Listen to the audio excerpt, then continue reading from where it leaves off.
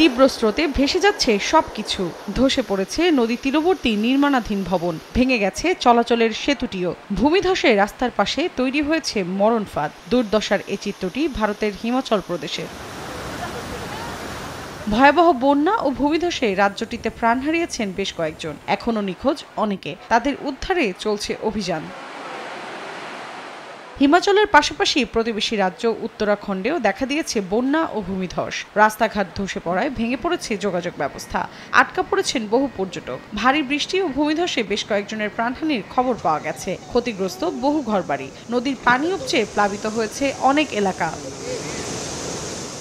এদিকে কেরালার ওয়েনারে ভূমিধসের ঘটনায় হু হু করে বাড়ছে মৃতের সংখ্যা। নিখোঁজ রয়েছেন বহু মানুষ। তাদের সন্ধানে অব্যাহত উদ্ধার অভিযান। এরই মধ্যে দুর্গত এলাকা পরিদর্শনে গেছেন ভারতের বিরোধী দলীয় নেতা রাহুল গান্ধী ও তার বোন প্রিয়াঙ্কা গান্ধী। এ সময় বৈরী আবহাওয়ায় বিপুল সংখ্যক মানুষের প্রাণহানির ঘটনায় দুঃখ প্রকাশ করেন তারা।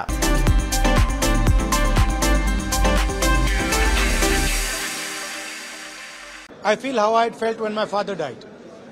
That I've seen so many people. I remember what I felt when my father died, and here people have not just lost a father, they've lost the whole family, entire family, brother, sister, mother, father.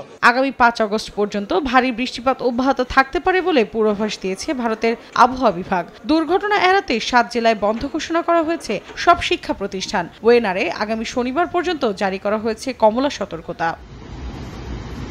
মৌসুমী সাথী, সময় সংবাদ।